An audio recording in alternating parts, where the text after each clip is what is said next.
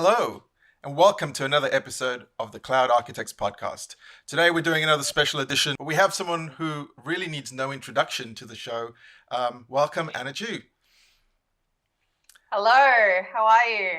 Doing well, thank you. Of course, also joined by co-hosts Nick and Warren. Hello. Hello. We're a little out of practice, let's be honest here, right? This COVID situation has definitely gotten in the way of our... So we're doing it, but we're here and we're very excited to speak to Anna. Anna, I think this is the fourth time you're on the show, actually. I went and checked this earlier, so I don't think I know it's the fourth time. So thank you very much for agreeing to come back and talk to us. And we're really, really excited to talk a little bit about Ignite 2020. It's going to be different. We're excited to hear all about it and what folks can expect, things like that. Yeah, I'm looking forward to talking to you about it because it's definitely a weird world right now. So, happy to walk you through it. I don't know about you guys, but even though it's gotten all weird, people have gotten incredibly clever. Like the way people are like doing events now and the way people are recording things and how people's like home setups are improving and how they're like sold out of all these Ring cameras everywhere. But you know what I mean? I mean, like, you're like at the center of this, right? And you can see what the community is doing. Look, I'm not an FTE, and so I don't see as much of it as I'd like to. But like, I'm sure you see lots of cool stuff. I mean, what's the coolest thing that you've seen like happen this year because of COVID? Oh man, I don't know if it was so much because of COVID or despite COVID, but nonetheless, I was really impressed by the Microsoft 365 May event.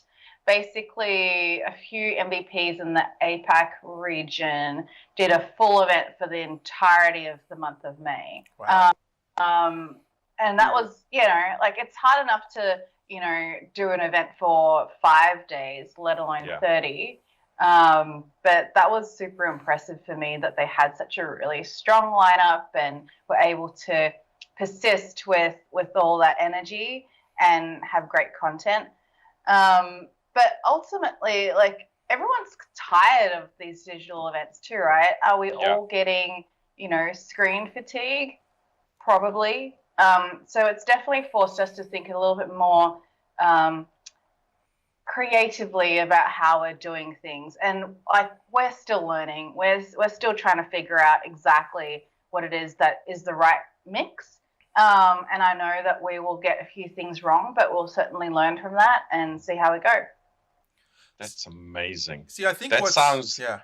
Sorry, Nick. Sorry, Chris, we have a delay. Yeah, we definitely have a delay here. You go. I think that's interesting context because I think, for one, to Warren's point, everyone's kind of had to just accept this and move on, right? I'm sure there are still people there are still folks who are sitting there going, this sucks and we don't like the new normal. But for the most part, I think people have just accepted that this is where we're at, and you can either kind of cry about it or you can just move forward. And it's been very interesting to see the moving forward, right? Not from, so there's the events piece, which is great. But also I'm finding a lot more folks are using their cameras in meetings now, right? Yep. Which was definitely, and I'm guilty of that myself because I tend to pace around when I'm on the phone. And so I kind of pace up and down the hallway here, the top of the staircase. And so when I'm on camera, I'm forced to have to sit down, which, is hard for me, probably more difficult for Warren. But so I think having to adjust and adapt and to actually be sitting at my desk or standing up, but at least staying in one spot, we've all had to kind of make these little adjustments, but it's been fascinating to kind of see everyone's in the same situation. Everyone's in the same boat, right? It's not like each one of us is trying to do this thing independently of everyone else. So that's been great. I attended a sort of an online event about a month ago now, I think, the Comsverse event. And I presented at that event as well, and it certainly was very different to the usual presentations, right? I love presenting at conferences and events because I like to feed off the audience, and so that was very different for me because all of a sudden I had no idea who was even in the room, right? I was just me and my screen. It's so lonely. Yes, it's terrible. Yes. And I had a lot of folks pinging me afterwards going, hey, really love that session. And I was like, oh, hey, you were in it? That's cool. I didn't even know. So Yeah. I think it's it's where we are for 2020 at least, and likely for 2021, I guess. So so let's get into Ignite and what to expect. So it's coming up here now. It was about a month away. Mm-hmm. Yep, it's about a month away, which scares me a little bit. But we have it coming up on the 22nd, and it'll be a 48-hour event. So in Pacific time, that means it will run from the 22nd to the 24th.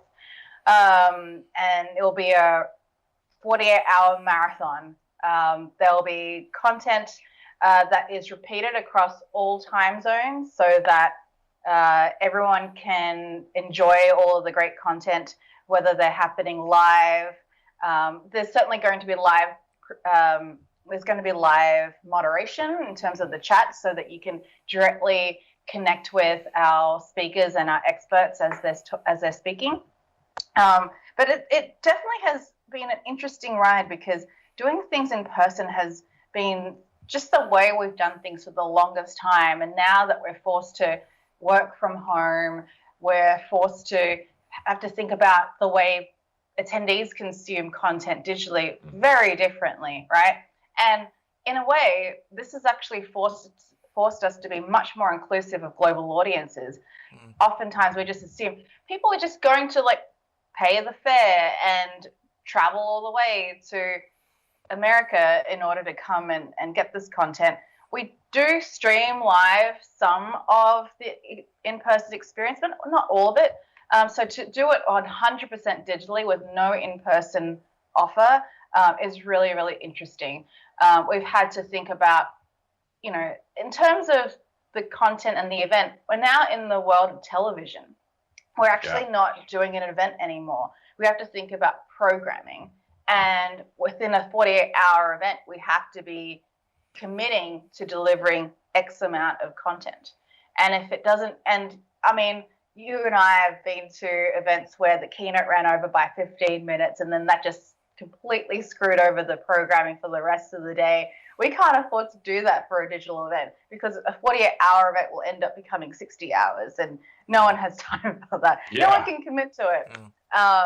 So it has to run like clockwork, and that has definitely made us think about, how do we make sure that the content is delivered on time.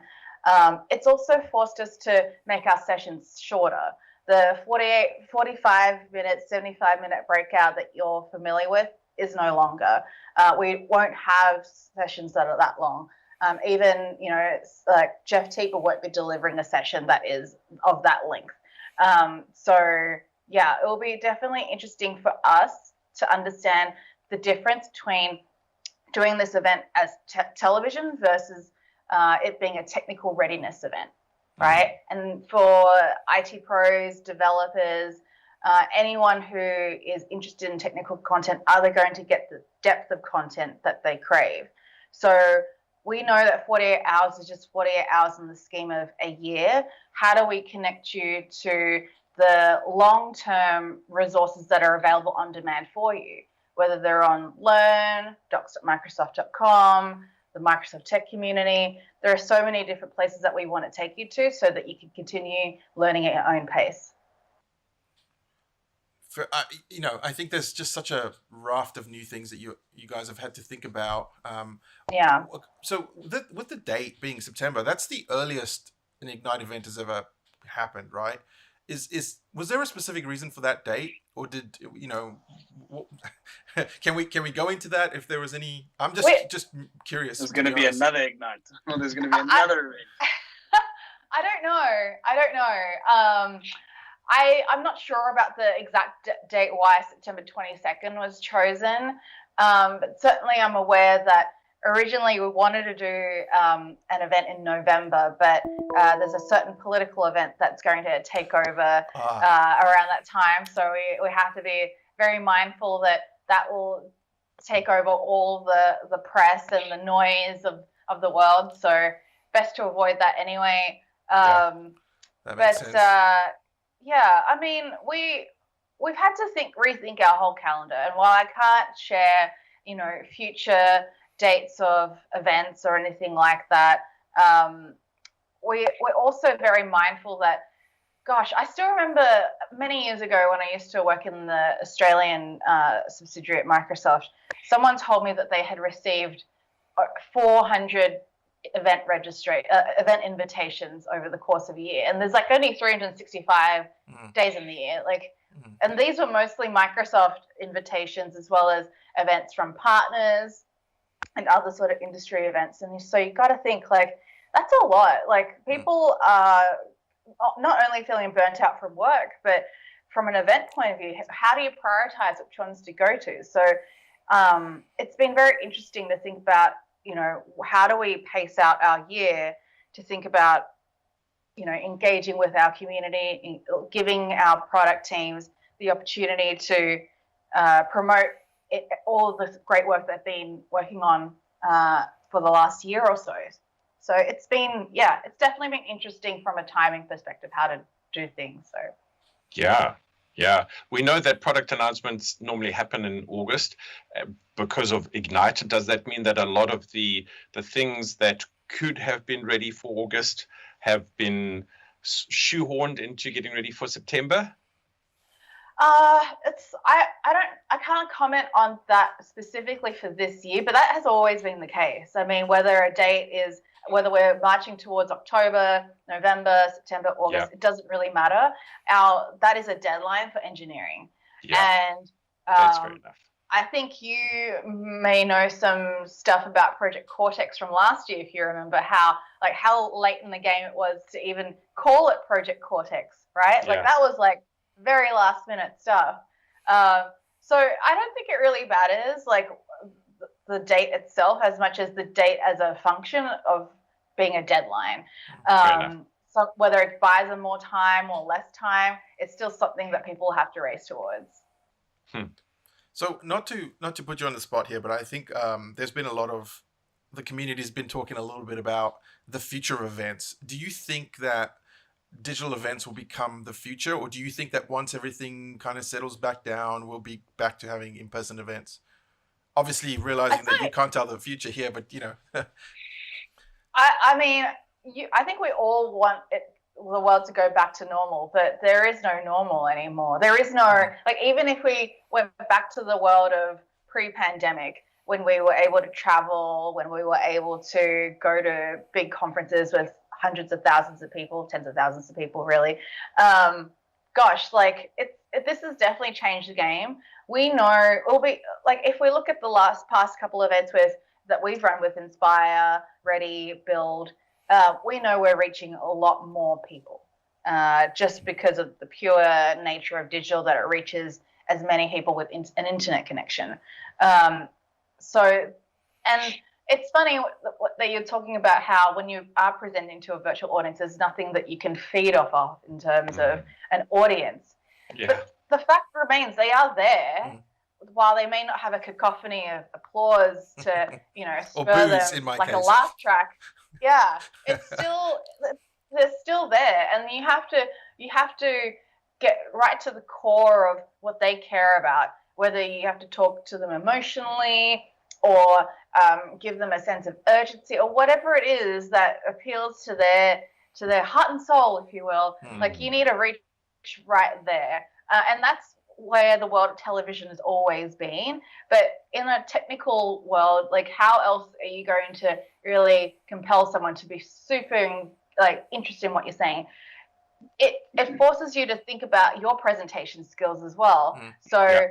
What's been really interesting is seeing, I don't know if there's anyone who comes top of mind for you right now who you think has really aced it when it comes to online presentations. But I've been taking notes on this for years. I've got a OneNote that I've been maintaining since 2013 of reasons why I like this presentation, or reasons why I like this presenter. I take notes on how I like their framing, how they've drawn a narrative, how they've brought in additional presenters, what I didn't like about how they ran a panel discussion.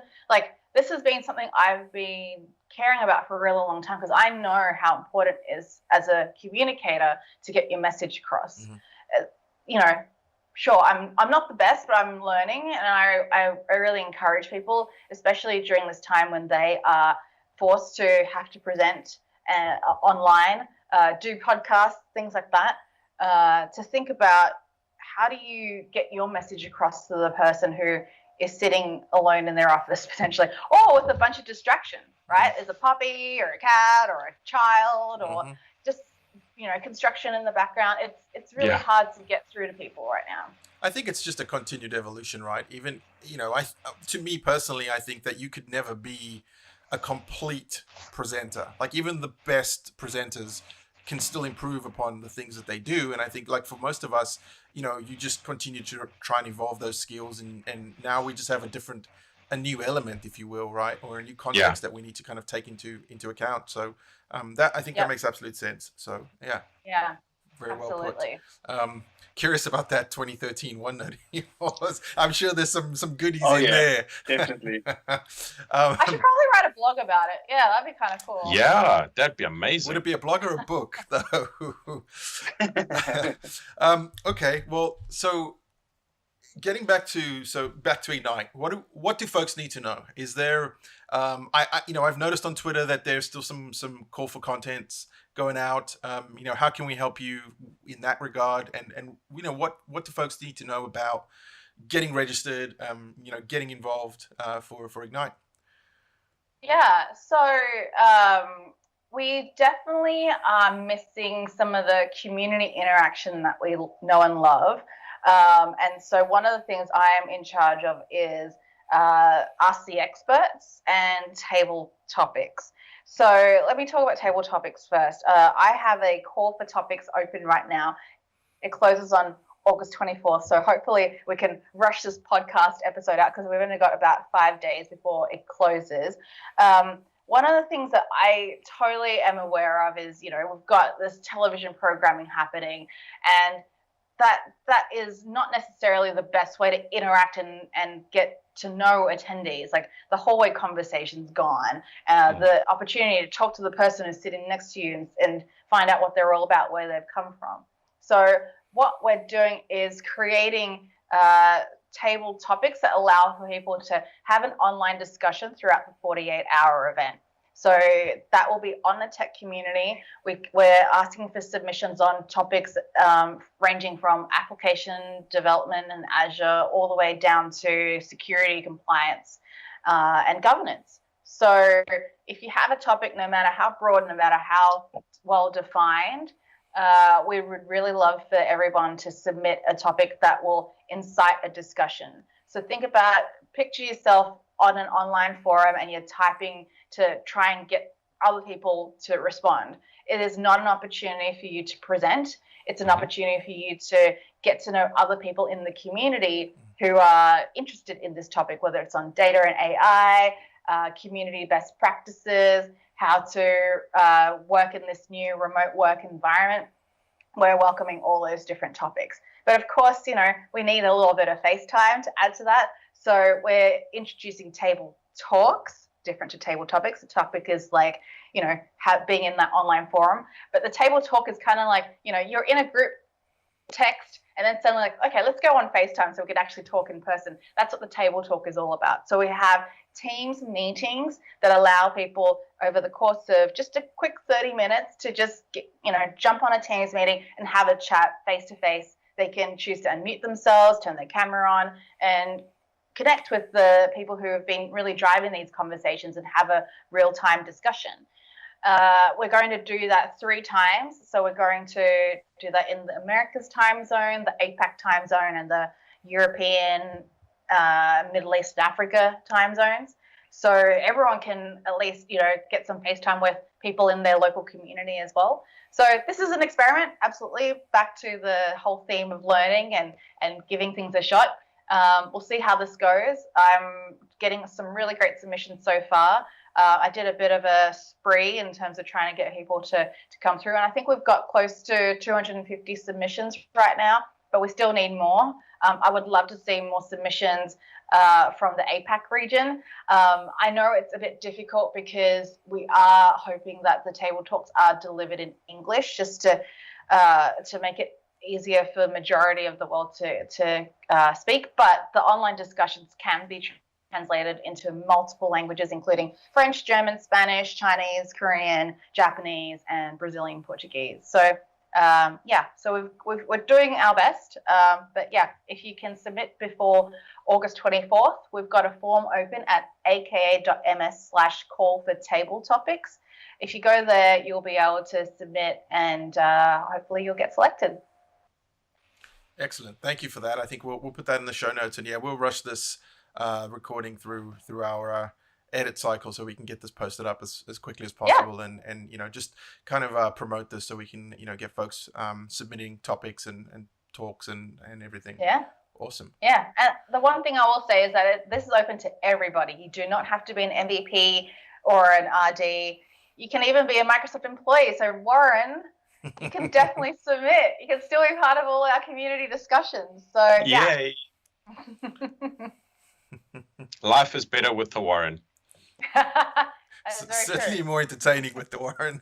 That's for sure. Life is better with Microsoft, period. Is it review time? He always makes it weird, doesn't he? Yeah. Now it's become all uncomfortable. It's not like we want to talk about AWS, right? Not on this episode, I guess. Moving right along from the awkwardness. Well, I guess then, Nick, anything from you, Warren? Oh, geez, I could talk forever when it comes to this sort of stuff. I mean, like, I have so many questions about some of these events that only you could answer. Like, I mean, with all the, okay, so, I obviously watched Inspire, and then we also had Ready, right? Yep. And they were so incredibly well done. Like walking through the studios, the additional people that were coming in, the green screening, all that kind of stuff, right? Now, obviously that stuff's pre-recorded to a point. I mean, how much of it is actually live? None of it. Oh my gosh. This has been a fierce debate, I will say, in our event planning. There are people in the camp of everything has to be pre-recorded, so there's no chance for demo fails or Wi-Fi fails. And then there's this other camp of people who are like, but you're losing all the interaction, and you don't want it to be pure smoke and mirrors. Like, you've got to be authentic. And I don't think that it has to be one or the other. Like, you can still do like live in terms of simulated live experience. Like, the thing that I've noticed since March, when a lot of events started going virtual, the one thing that I thought was a bit of a mistake, and things that people have learned from, is you can't just push all your video content for people to consume on demand without any interaction, right? If it's just like a YouTube video with the comments turned off, you actually are enhancing the loneliness that you're feeling, like how isolated you are, because it's just someone who isn't even a real person on the other side talking at you rather than interacting with you. At least with enabling comments or enabling some kind of live chat, which is probably why things like Instagram Live and Twitch streaming have really blown up, because people are really craving that human interaction, even if it's in a digital format. So,